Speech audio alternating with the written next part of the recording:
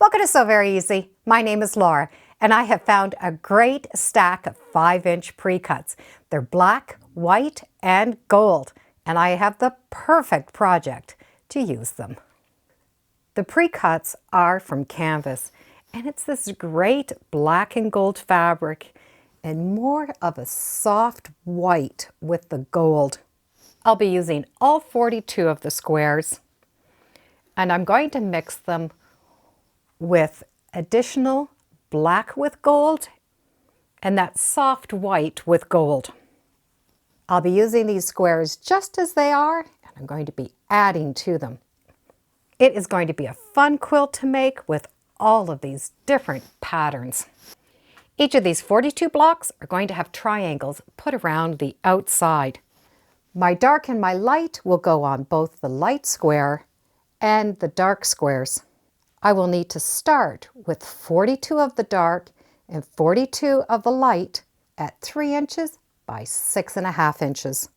Then I'm going to divide up my piles so I have all the lights in one pile and all the darks in the other.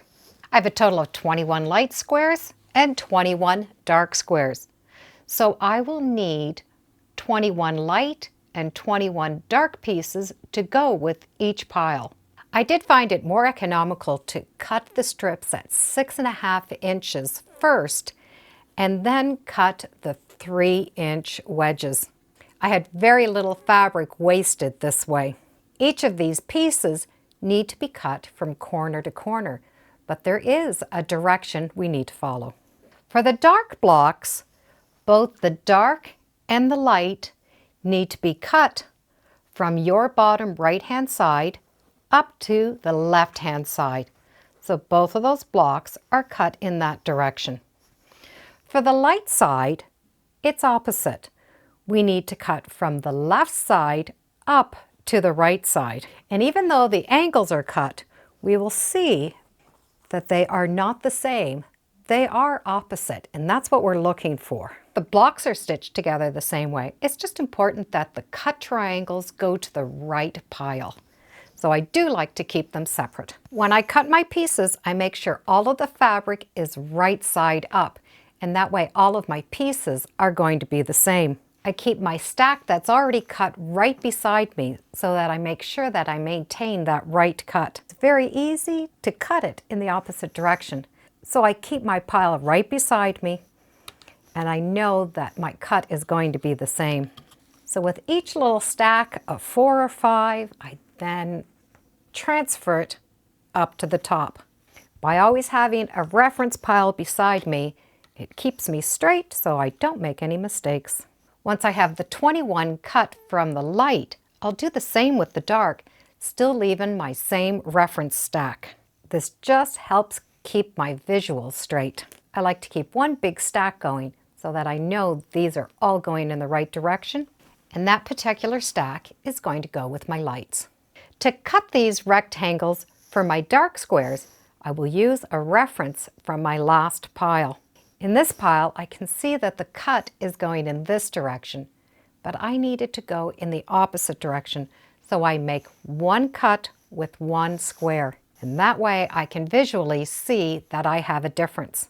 Then I put this aside, and I will use this pile as a reference.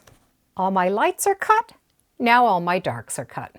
All the quilt pieces are now cut. We're going to be able to put them together. We already have those 5-inch squares cut for us, so it does save a lot of time.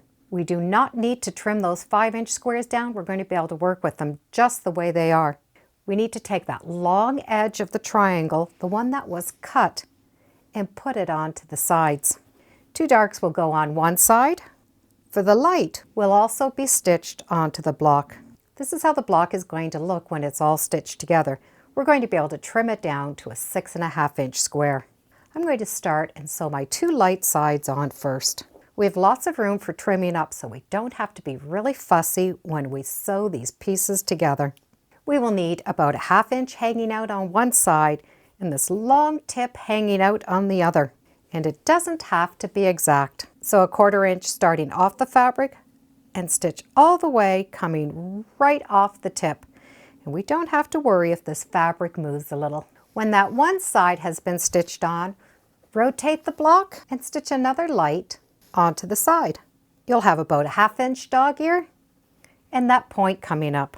Match the straight edge of the fabric to the outside points.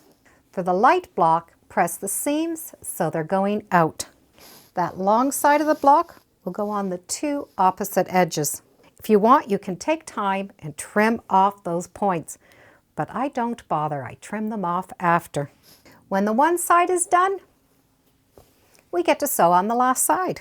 We're going to have a very odd shape with all of these dog ears sticking out. And this is how all of the light blocks are going to look. The dark blocks are going to be sewn together in the same way. We're going to start with those 2 long edges and sew them against the square. This time, we're going to take the seams and press all of the seams going into the dark square. With the light one, we press them both out. With the dark, we're going to press them both in. The light and the dark blocks are the same. They're just going in different directions. Because both of these blocks are going to be stitched together, it's important that we maintain a 1/4 inch seam allowance from those points. If you have a 6.5 inch ruler, this is definitely the time to use it. We do want to make sure that we have them cut equal. So there's a little trick to making sure all of them are going to be cut the same way. The outside pieces are going to be a different size, but that inside square, chances are, is going to be the same size. So we need to make a template of that size. I've taken the piece of cardboard that pile came in and just cut off the difference. And that little square should fit inside. And it should do it on both pieces.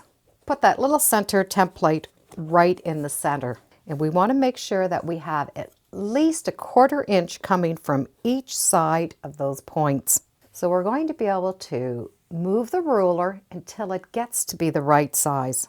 On my block, each of my points are over at a 2 inch mark. So I have 2 inch from each corner going over. Your block might be a little bit different, so find what is the best measurement for you. Once we know, we're going to be able to take this piece of cardboard and just tape it onto the back of the ruler.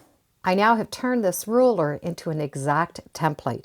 You're going to be able to center up each block exactly the same.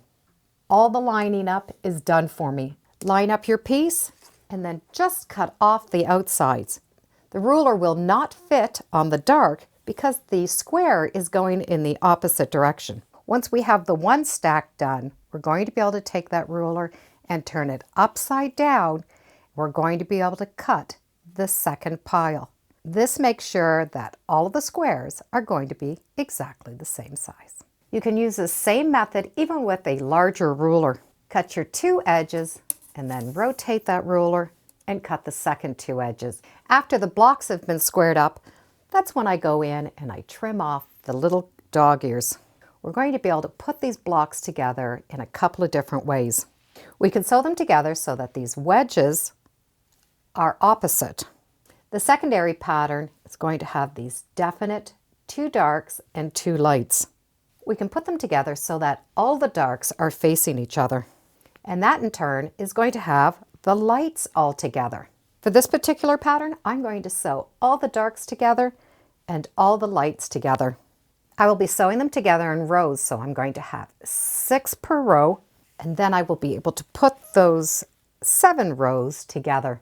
And you'll be able to see that I'm making this pathway of the lights and the darks. If you choose to sew it together the other way, this will give you a good idea on what it's going to look like. As you build them together, it's going to give you a totally different look. How you put them together is up to you. With all the blocks put together, we can add borders, and I'll give you a few options. If we add that dark fabric that we put in those triangles, you really notice the black. If we add the lighter color, the light is more noticeable. If we choose not to add a border, the quilt will stand on its own. I started with 42 of those 5 inch squares, a yard of the dark and a yard of the light. The quilt on its own will equal approximately 37 inches by 43 inches. but you can keep adding these squares and make it a lot bigger. This is a fun quilt to make because we get to start with 5-inch pre-cut squares. We've added borders on big enough that we can trim it down. And to speed that trimming and to make every square the same, we're able to use this template method where we've put that little paper on the back to guide us to cut every square the same, regardless if we use the ruler in one direction or turn it to the other side.